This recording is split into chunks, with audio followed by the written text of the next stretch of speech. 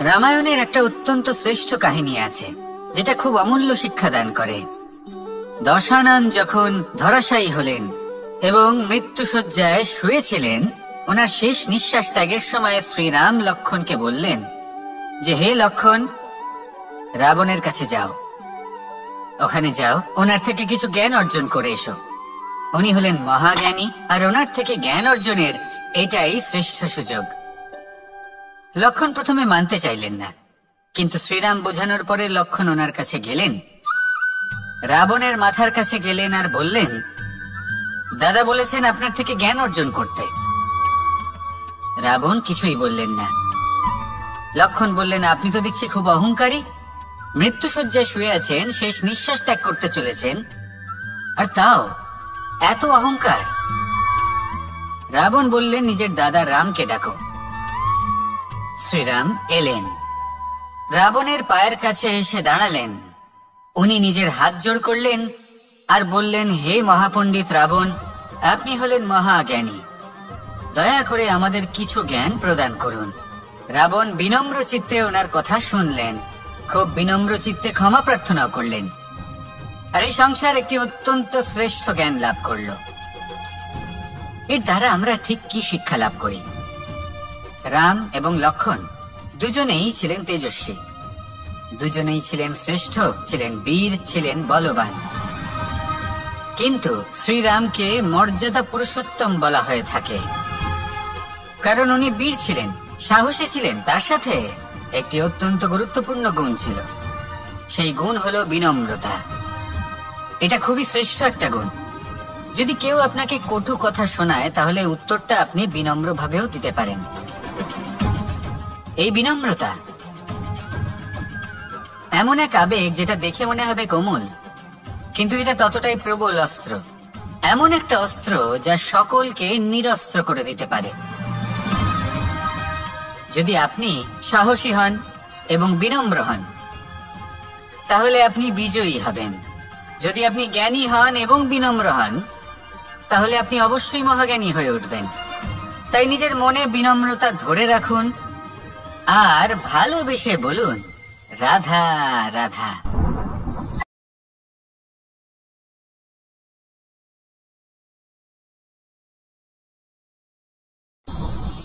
কখনো আমরা কোনো হাটে যাই, কোনো বিশেষ বস্তু কেনার থাকে, ওখানে যাই, গিয়ে অন্য কারোর কথা শুনে অন্য কোনো বস্তু কিনে নিয়ে আসি, অদরকারি জিনিস কিনে ফেলি। তারপর ভাবি যে আমরা এরকম কেন করলাম, এটা আমরা ভুল করলাম, আমার এটা করা উচিত হয়নি, আদি ইত্যাদি। মানুষ যখন জীবনে এমনই সিদ্ধান্ত নিয়ে বসে, এমন নির্বাচন করে, তখন সেই সিদ্ধান্ত নিশ্চিত রূপে তার ভবিষ্যতের জন্য অত্যন্ত গুরুত্বপূর্ণ হয়। কিন্তু যদি আপনি কোনো অনুচিত চয়ন করে ফেলেন, তাহলে মন খারাপ করবেন না, সেই গ্লানিবোধ নিয়ে কষ্ট পাবেন না, সামনে অগ্রসর হতে থাকুন। কারণ এই অনুচিত নির্বাচন আপনাকে উচিতভাবে জীবনযাপনের পথ দেখাতে পারে। এবার যদি আমি আপনাকে বলি যে আপনি আগুনে হাত দিন, সেটা কি আপনি করবেন? করবেন না। কেন? কারণ জীবনে কোনো না কোনো দিন আপনি একটা ভুল নির্বাচন করে আগুনে হাত দিয়েছিলেন, তারপরে আপনি শিক্ষা পেয়েছিলেন যে আমি জীবনে আর কোনোদিন আগুনে আর কিছুতেই হাত দেব না। এই জীবনও ঠিক সেরকমই। জীবনের সেই সব অধ্যায়, সেই সব সময় যা ব্যর্থ হয়েছে, সেটা নিয়ে ভেবে সময় নষ্ট করবেন না। সেটা থেকে যে শিক্ষা পেয়েছেন সেটা মনে রাখুন, আর যে অধ্যায় বাকি রয়েছে, যে সময় বাকি রয়েছে, তাতে কিভাবে সফল হওয়া সম্ভব সেই বিষয়ে ভাবুন। আর আমার সাথে ভালোবেসে বলুন, রাধা রাধা। নিজের নিজের অভিজ্ঞতাগুলো দেখে, তার পরিণাম দেখে প্রত্যেক মানুষের মনে একটা ধারণা জন্ম নেয়। প্রজন্মের পর প্রজন্ম যখন অগ্রসর হতে থাকে, এই ধারণাগুলোই কারণ হয়ে ওঠে যা মানুষের জীবনে তার শুভর, অশুভর, লাভের, ক্ষতির, এই সব কিছুর আধার হয়ে ওঠে। যেমন ধরুন, আপনি কোথাও যাচ্ছেন আর পথে বেড়াল রাস্তা পার করে গেল, সেটা অশুভ বলা হয়।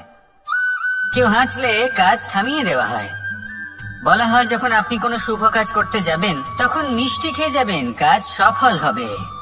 যদি কোনো ব্যক্তি অনুচিত কথা বলে দেন, তার মানে অনুচিত কিছুই ঘটবে, আদি ইত্যাদি এরকম অনেক সংখ্যক ধারণা আছে। কিন্তু সবকিছু যদি এরকমই হতো, তাহলে প্রত্যেক মানুষ নিজের কথা দ্বারা নিজের বা অন্য কারোর জীবন স্বর্গতুল্য করে তুলতো, নয়তো নরকে পরিণত করত। কিন্তু এরম কি আদৌ হয়? না। কারণ এই সব ধারণা, এই সব কিছু এর উৎস হলো মানুষের মন, তার মস্তিষ্ক। যখন আমরা কোনো বাক্য বা কোনো ধারণাকে একটু বেশি গুরুত্ব দিয়ে ফেলি, তার উপর একটু বেশি বিশ্বাস করে ফেলি, তখন যেটা হয়, তখন আমাদের এই ইচ্ছে শক্তি তার সঞ্চার হয় সেই বাক্যের মাধ্যমে, আর সেই জন্য সেই বাক্য আস্তে আস্তে ফলপ্রসূ হতে থাকে। এটা হলো মানুষের মনের শক্তি, তার মস্তিষ্কের শক্তি। এটা কখনো ভুলে যাবেন না। এটা প্রয়োগ করুন আর তার সদ্ব্যবহার করুন। একে প্রয়োগ করুন নিজের লক্ষ্যে পৌঁছানোর জন্য, শুভ কর্ম করার জন্য। আসুন আমার সাথে ভালোবেসে বলুন, রাধা রাধা। সবাই বলেন যে জীবনে কাদের সঙ্গ লাভ করছি সেটা খুব গুরুত্বপূর্ণ।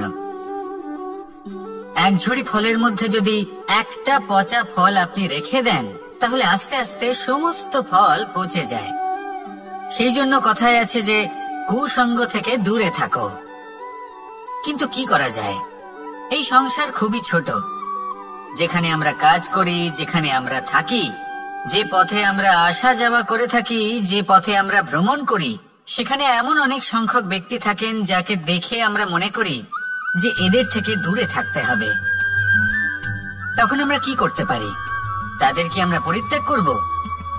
তাহলে এই সংসারে এমন অনেক মানুষ আছেন, তাহলে কি সংসারই পরিত্যাগ করব? না। সেই ফলের মতন হবেন না যারা একটি পচা ফলের উপস্থিতির জন্য নিজেরাও নষ্ট হয়ে যান। বরং হয়ে উঠুন চন্দন বৃক্ষের মতন, যেটা আসলে সাপেদের বাসস্থান, যেখানে অনেক সংখ্যক অত্যন্ত ভয়ানক বিষধর সাপ থাকে। তারপরেও এই চন্দন, সে কিন্তু নিজের শ্রেষ্ঠত্ব হারায় না। এর মূল্য কিন্তু সেই একই থাকে। মনে রাখবেন, এই সংসারে নিজের সঙ্গ বদলানোর পূর্বে নিজেকে বদলান। নিজেকে কিছুটা এমন ভাবে গড়ে তুলুন যে কেউ আসুক না কেন, সে যেন আপনাকে বিভ্রান্ত বা দূষিত না করতে পারে। আসুন আমার সাথে ভালোবেসে বলুন, রাধা রাধা। এই সংসারে প্রত্যেকটা জিনিসের নিজস্ব একটা বিশেষত্ব আছে, আর তার বিশেষত্বর জন্যই তাকে বিশেষ গুরুত্ব দেওয়া হয়। যদি কথা বলি অস্ত্রের, যেমন তরোয়াল। তরোয়াল নির্মাণ করা হয়েছে রক্ষার জন্য। কত তাড়াতাড়ি সে সামনে উপস্থিত শত্রুকে নিধন করতে পারে। এবার এই তরোয়ালের কোন গুণটা দেখা প্রয়োজন? সেটার ধার।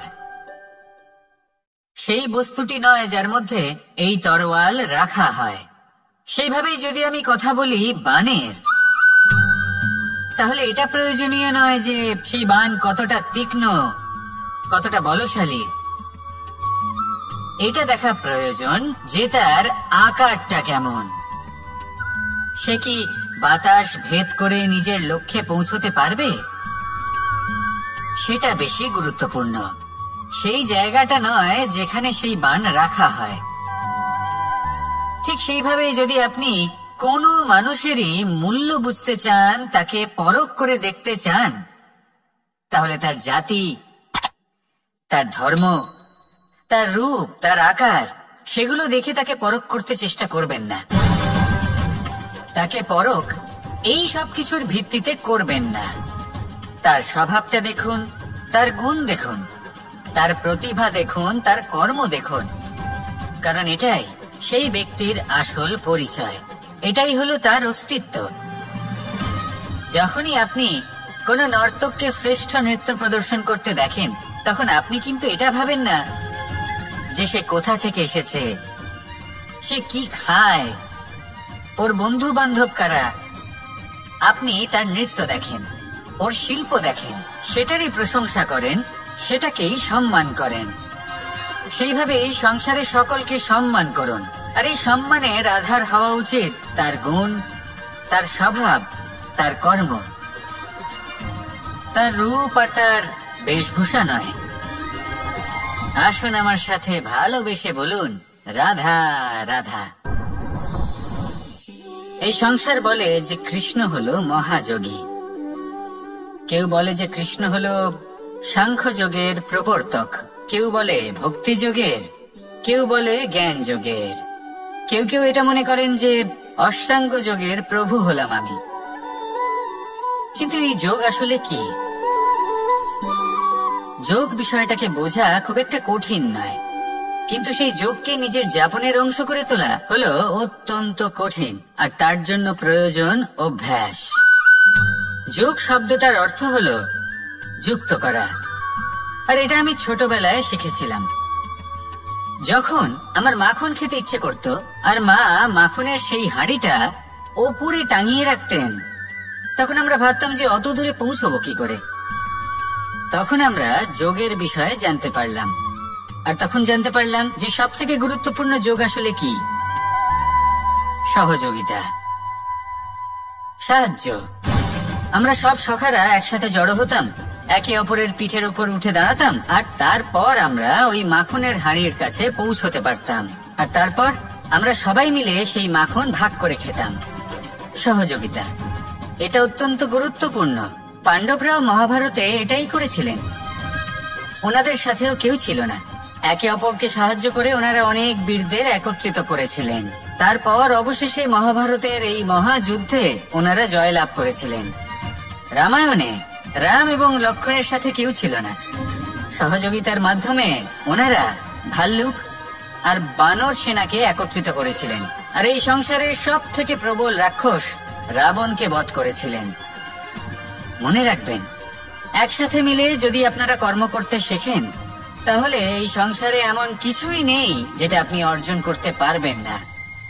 আসুন আমার সাথে ভালোবেসে বলুন, রাধা রাধা। সূর্য এই সংসারকে আলো প্রদান করে। সূর্যের মনে যদি নিজের তেজের জন্য অহংকার জন্ম নেয়, তখন তার অহংকার ভঙ্গ করে মেঘ। সূর্যের আলো পূর্ণরূপে ঢেকে দেয়। মেঘের মনে যদি নিজের গতি নিয়ে অহংবোধ জন্ম নেয়, তাহলে মেঘের অহংকার ভঙ্গ করে পর্বত। মেঘের গতি অবরুদ্ধ করে দেয়। এবার যদি পর্বত নিজের নিশ্চলতা নিয়ে অহংকার করে, তাহলে সেই অহংবোধ ভঙ্গ করে একটি মূষক। সে বিশাল পর্বতে একটি ছিদ্র করে দেয়।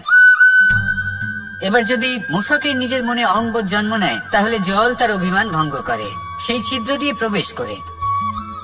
আর যদি জলের মনে অহংবোধ জন্ম নেয়, তখন মানুষ বাঁধ নির্মাণ করে তার গতিপথ রুদ্ধ করে, জলের অহংকার ভঙ্গ করে।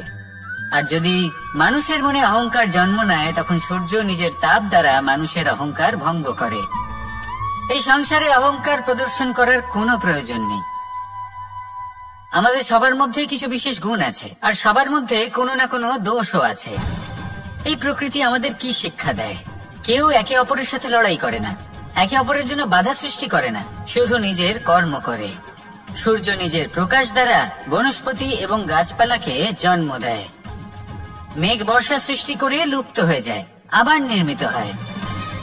পর্বতের সেই নিশ্চলতা সেই বর্ষাকে একটা দিশা প্রদান করে, আর তারপরে তা ধারা হয়ে প্রবাহিত হয়ে যায়। এইসব কি? এইসব একটা সম্পর্ক, একটা চক্রের মতো। সবাই একসাথে নিজের কর্ম করে, তাই এই চক্র আবর্তিত হয়। এটা আমাদেরও করতে হবে, একসাথে মিলে কাজ করতে হবে। কারোর জন্য বাধা হয়ে উঠলে হবে না, কাউকে ছোট মনে করলে হবে না। এটাই করতে থাকুন, সবাই মিলেমিশে কর্ম করুন। প্রকৃতি আমাদের এই শিক্ষাই দেয়। আসুন আমার সাথে ভালোবেসে বলুন, রাধা রাধা। একটি সোনার মুদ্রা নিন, সেটা জলে ফেলে দিন, তারপর তুলে নিন। সেটা মাটিতে ফেলে দিন, আবার তুলে নিন, কাদায় ফেলে দিন, আবার তুলে নিয়ে হাতুড়ি দিয়ে তার উপর প্রহার করুন। তারপরেও সেই সোনার মুদ্রার মূল্য সেটাই থাকে যা আগে ছিল, তাই না? এটা হলো উদাহরণ সংসারের সেই প্রত্যেকটা জীবের জন্য, প্রত্যেকটা মানুষের জন্য। কখনো কখনো জীবনে সাফল্যের বদলে আমরা বিফলতা পাই। যতটা আশা করেছিলাম ততটা শ্রেষ্ঠ কর্ম করতে পারি না। কখনো বা আমরা ভুল করে ফেলি, কখনো আমরা অনুচিত কর্ম করে ফেলি, কখনো সংসার আমাদের বুঝতে পারে না। তার পরিণামস্বরূপ এই সংসার আমাদের নিন্দা করে, আমাদের উপেক্ষা করে, আমাদের বিষয়ে কটু কথা বলে, কখনো সামনাসামনি বা কখনো পেছনে। সংসার এমন একটা আচরণ করে যেন আমাদের সাথে কথা বলাটাই একটা বিশাল অপরাধ। এবার সেক্ষেত্রে কি করা উচিত? মনকে শান্ত করা উচিত। বেশিরভাগ ক্ষেত্রেই এমন সময় মানুষ এটা ভেবে বসে যে তার জীবনের কোনো মূল্যই নেই। তার মনে হয় যে সে এই সংসারে শুধু একটা বোঝার সমান। সে নিজেকে ঘৃণা করতে থাকে। ওর মনে হয় যে তার জীবন শূন্য। কিন্তু তা নয়। আপনি সোনার মুদ্রার মতো। যদি আপনার মধ্যে সেই গুণ থাকে, আপনি শ্রেষ্ঠ কর্ম করেন, আপনার মধ্যে সেই বিদ্যা থাকে, আপনি নিরন্তর প্রয়াস করেন, সৎকর্মের পথে এগোতে থাকেন, তাহলে আপনার নিজের যে মূল্য তৈরি হয় সেটা কোনো পরিস্থিতিতে কোনো ব্যক্তি আপনার থেকে কেড়ে নিতে পারবে না। শুধু নিজে ভেঙে পড়বেন না। এটা ভাবুন যে সম্মান আপনি হারিয়েছেন সেটা আপনি কিভাবে ফিরে পেতে পারেন, তার জন্য কি করতে হবে। যে ধন আপনি হারিয়েছেন সেটা পেতে হবে কিভাবে, তার জন্য কি কি করতে হবে।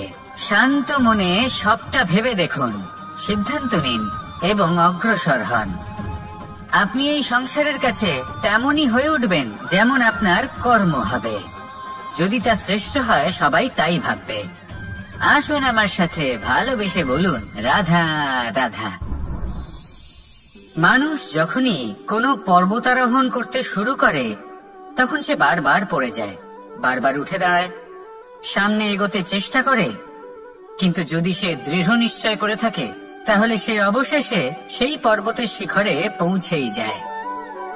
চলার পথে যদি বড় কোনো পাথর চলে আসে বা পর্বতের কোনো বড় অংশ সামনে আসে, তাহলে সে তার সাথে ধাক্কা খায় না, সে পথ বদলে নেয়। কিন্তু বাধা তাকে সবসময় পেতেই হয়, আর সেই বাধা সে পায় ছোট ছোট পাথরের দ্বারা। তাদের উপর পা পড়লে তার পা পিছলে যায় আর সে পড়ে যায়। এই ছোট ছোট পাথর হলো আমাদের জীবনের সেই ছোট ছোট সমস্যা, সেই ছোট ছোট ভুলগুলো যেগুলো আমরা অবজ্ঞা করতে থাকি। আমরা ভাবি এর দ্বারা কি বা ক্ষতি হবে, কিন্তু সেগুলোই অনেক সময় আমাদের অসফলতার কারণ হয়ে দাঁড়ায়। যত তাড়াতাড়ি সম্ভব এই ছোট ছোট পাথরগুলিকে জীবন থেকে তুলে ফেলে দিন। ভুল হওয়াটা স্বাভাবিক, কিন্তু তার মানে এই নয় যে বারবার সেই ভুলের পুনরাবৃত্তি ঘটবে। ভুলটা বুঝুন, সেটা স্বীকার করুন আর সেটা শুধরে নিন। যখন আপনি এটা করতে শিখবেন তখনই খুব তাড়াতাড়ি আপনি সেই শিখরে পৌঁছতে পারবেন। আর যখন পৌঁছে যাবেন তখন এই মন প্রসন্ন হয়ে বলবে, রাধা রাধা। আপনি কখনো পলাশ ফুল দেখেছেন? কি সুন্দর দেখতে, লাল রক্তবর্ণ, উজ্জ্বল, কিন্তু এতে কোনো সুগন্ধ নেই। সেই জন্য ওকে শুধু চোখ ভরে দেখতে ইচ্ছে করে। দেখবেন তাকে কিন্তু পুজোতে ব্যবহার করা হয় না, এই ফুল দিয়ে মালা বানানো হয় না। সেরকমই আমাদের জীবনে এমন অনেক ব্যক্তি রয়েছেন যাদেরকে সম্মান অর্জন করতে হয়। যদি আপনি কোনো উচ্চ বংশে জন্ম নিয়ে থাকেন এবং আপনার কাছে সবকিছু থাকে, ধন ঐশ্বর্য থাকে, সবকিছু আপনি আগে থেকেই পেয়ে গেছেন, তাও কিন্তু এই সংসার আপনাকে সম্মান দেবে না। ততক্ষণ পর্যন্ত দেবে না যতক্ষণ না আপনি নিজের অন্তরে গুণ জাগ্রত করছেন, শ্রেষ্ঠ কর্ম করছেন, নিজের অন্তরে ইতিবাচক মনোভাবের এই সুবাস জাগ্রত করছেন। যদি এসব কিছু করেন তাহলে এই সংসার আপনাকে সম্মান দেবে। এবার এটা আপনার উপরে নির্ভরশীল যে আপনি কি পলাশ ফুলের মতো হতে চান, নাকি অন্য কোনো ফুল হয়ে উঠতে চান যার সুবাস আছে, যে নিজের সুবাস এই সারা পৃথিবীতে ছড়িয়ে দেয়। আসুন আমার সাথে ভালোবেসে বলুন, রাধা রাধা। এই সংসারে একটা শব্দ আছে যার বিষয়ে মানুষ অত্যাধিক চিন্তা ভাবনা করে, আর সেই শব্দ হলো অস্তিত্ব, পরিচয়। প্রত্যেক ব্যক্তি এই সংসারে নিজের অস্তিত্ব গড়তে চায়, আর ছোট থেকে এটাই হয়। যখন আমরা শ্রেণীকক্ষে যাই, পড়তে যাই, তখন আমরা এটাই ভাবি যে আমরা নিজেদের অস্তিত্ব গড়ব, সুনাম অর্জন করব। সকল ব্যক্তি যাতে এটাই বলে যে এই হলো সর্বশ্রেষ্ঠ ছাত্র, আর এটাই আমাদের পরিচয়। কার্যক্ষেত্রেও আমরা ঠিক এটাই চেষ্টা করি, পরিশ্রম করতে থাকি এবং ভবিষ্যতে গিয়ে আমরা নিজেদের পরিচয় খুঁজে পাই। পরিচয়ের সাথে সাফল্য আসে, আর সাফল্যের সাথে আসে অস্তিত্ব। আর যখন এই দুটি সংযুক্ত হয়, তখন মানুষ অসফলতার কথা ভেবে ভয়ভীত হয়ে পড়ে, আর এটা ভাবতে থাকে যে যদি আমি অসফল হই তাহলে সেই পরিচিতির কি হবে, সেই নামের কি হবে, সেই সবকিছু যে আমি অর্জন করেছি তার কি হবে। সে ভয়ভীত হয়ে পড়ে, আর এই ভয়ের কারণে তার বিকাশ কোথাও না কোথাও অবরুদ্ধ হয়। সে শ্রেষ্ঠ কর্ম করা বন্ধ করে দেয় এবং শুধুই সুরক্ষিত থাকতে চেষ্টা করে। আর অসফল হলে তাতে ভয় পাওয়ার কোনো প্রয়োজন নেই, কারণ যখন আপনি সফল হন তখন এই সাফল্য আপনার পরিচয় এই সংসারের সাথে করায়। কিন্তু যখন আপনি অসফল হয়ে থাকেন তখন এই অসফলতা এই সংসারের পরিচয় আপনার সাথে করায়, যা অত্যন্ত আবশ্যক। অসফলতা প্রত্যেকের জীবনেই আসবে, তার সম্মুখীন হন আর তার থেকে শিক্ষা লাভ করুন। কারণ যখনই আপনি অসফল হন তখনই আপনার জ্ঞান চক্ষু উন্মুক্ত হয়। আসুন আমার সাথে ভালোবেসে বলুন, রাধা রাধা। আমরা সকলে সামাজিক জীব। মানুষের সাথে দেখা সাক্ষাৎ করা এটা চিরকালই চলতে থাকে। আমরা কখনো কাউকে উপহার দিই, আবার কখনো কেউ আমাদের উপহার দেয়। কখনো কি এমন হয়েছে যে আপনি কাউকে একটা উপহার দিয়েছেন, কিছু সময় পরে বা কিছু মাস পরে সেই উপহারই ঘুরে ফিরে আপনার কাছেই এসেছে, অর্থাৎ সেই বস্তুটাই আপনার কাছে আবার ফিরে এলো? এরকম হয়। ছেলেবেলায় একদিন একজনের বিবাহ ছিল, তখন মা তাকে একটা উপহার দিতে চাইছিলেন, তাই তিনি একটা পোশাক বানালেন আর সেটাকে সুসজ্জিত করছিলেন। আমি দেখলাম আর জিজ্ঞেস করলাম যে মা, এই পোশাক এত সুসজ্জিত করার কি আছে? তখন মা বললেন যে কানাই, কখনো কাউকে এমনই উপহার দেবে, এমন প্রকারে দেবে যে সেটা যদি আবার ঘুরে ফিরে তোমার কাছে ফিরে আসে তাহলে যেন তোমার খারাপ না লাগে। এটাই কিন্তু হয় আমাদের ব্যবহারের সাথে, কর্মের সাথেও এবং আমাদের কথার সাথেও। তেমনই আচরণ করবেন যে আচরণ আপনি সহ্য করতে পারবেন। যদি মুখ থেকে কটু কথা বেরোতে থাকে তখন নিজেকে সংযত করে নিন। সেই শব্দই প্রয়োগ করুন যেটা আপনি তার বদলে শুনতে চাইবেন এবং আপনার দুঃখও হবে না, কারণ আপনার কর্ম এমন একটা উপহার যেটা আবার ঘুরে ফিরে ফলস্বরূপ আপনার কাছেই আসবে। সেই জন্য নিজের আচরণ শুভ করুন, নিজের মানসিকতা শুভ করুন, নিজের মুখ থেকে মধুর বাণী নিঃসৃত করুন, আর এভাবেই মধুর ভাবে বলুন, রাধা রাধা। পাশা নামক এই খেলাটি আপনারা নিশ্চয়ই খেলেছেন, না খেলে থাকলে দেখেছেন, আর যদি দেখেও না থাকেন তাহলে নিশ্চিত রূপে শুনেছেন। মহাভারতের এই মহাযুদ্ধ কোথাও না কোথাও এই পাশা নামক খেলার কারণে হয়েছিল। পাশার এই বিচিত্র খেলা, দান, এইসবের কারণে কেউ নিজের মাথায় রাজ মুকুট পরিধান করেছিলেন, আবার সেখানে পরাজিত হওয়ার জন্য কাউকে বনবাস ভোগ করতে হয়েছিল। কিন্তু এই খেলা সমাপ্ত হওয়ার পরে সমস্ত ঘুঁটি আর এই পাশার ছক একই পুটলিতে স্থান পেল। এটাই হলো আমাদের জীবন। এই সংসারে আমরা জয় পরাজয়ের বিষয়ে এতটাই ভাবি, এত চিন্তা করি যে এই জীবনের খেলার আনন্দটাই উপভোগ করতে পারি না। আর অবশেষে কি হয়? কেউ জয়ী হন, কেউ পরাজিত হন, কিন্তু দুজনেই একই স্থানে পৌঁছে যান। প্রত্যেক ব্যক্তি মৃত্যুর পরে একটি নির্দিষ্ট স্থানেই পৌঁছতে বাধ্য, কিন্তু ততক্ষণ এই জীবন, এই খেলা, তার আনন্দ উপভোগ করুন। এই সংসারে সেই ব্যক্তি শ্রেষ্ঠ স্থানে পৌঁছতে পেরেছেন যিনি এই সংসারকে প্রকাশ প্রদান করেছেন, যিনি কখনো জয় পরাজয় এ বিষয়ে ভাবেননি, শুধু এই জীবনের খেলার আনন্দ উপভোগ করেছেন। এটাই আপনিও করুন আর আমার সাথে ভালোবেসে বলুন, রাধা রাধা। প্রত্যেক মানুষ নিজের জীবনে দুঃখ অনুভব করেন। প্রত্যেকের দুঃখ আলাদা হতে পারে। কারোর মনে এই দুঃখ থাকে যে সে তার বাবা মায়ের সব ইচ্ছে পূরণ করতে পারেননি। কেউ এটা ভেবে দুঃখ পান যে সে চিরকাল সদাচার করেছেন, সৎকর্ম করেছেন, কিন্তু তাও তাকে দুরাচারী বলে মনে করা হয়। কেউ এটা ভেবেও দুঃখ পান যে তার সামনে যে ব্যক্তি রয়েছেন তার চোখে তিনি শত্রু হয়ে উঠেছেন বা দুষ্ট হয়ে উঠেছেন, যেখানে তিনি হয়তো কোনো অনুচিত কাজই করেননি। এবার এই সমস্ত বিষয় নিয়ে ভেবে নিজের ব্যক্তিত্ব নিয়ে সন্দেহ প্রকাশ করবেন না। যদি নিজের ব্যক্তিত্ব নিয়ে কোনো সন্দেহ থেকে থাকে, তাহলে কর্ম সংক্রান্ত প্রশ্ন করুন যে আপনি যা করেছেন তাতে কি উচিত ছিল, কি অনুচিত ছিল। যেটা প্রয়োজন সেটা এটা বোঝার যে আপনার অন্তর্মন, আপনার বিবেক আপনাকে কি বলছে, আর আপনার অন্তর্মন আর আপনার বিবেক আপনাকে যেটা করতে বলবে শুধু সেটাই করুন। আর তারপরে এই সংসার কি বলবে, কি ভাববে সেসব নিয়ে ভাবতে যাবেন না। কারণ এই সংসার তো ঈশ্বরকেও প্রশ্ন করে থাকে, ঈশ্বরকেও দোষী মনে করে। কখনো কখনো যখন কোনো ঘটনা মানুষের ইচ্ছা অনুযায়ী ঘটে না, তখন মানুষ এটা বলে যে হে ঈশ্বর, আপনি আমার পাশে থাকলেন না, আপনি বড়ই কঠোর, এটা আপনার দোষ। যেখানে বেশিরভাগ সময় হয়তো সে নিজেই নিজের কর্মফল ভোগ করছে। আর কখনো কখনো ঈশ্বর হয়তো তার জন্য আরো ভালো কোনো পরিকল্পনা করে রেখেছেন, কিন্তু মানুষ সেটা বুঝতে পারে না। তাই দিনের শেষে যেটা প্রয়োজন সেটা হলো নিজের মনের কথা বুঝতে হবে।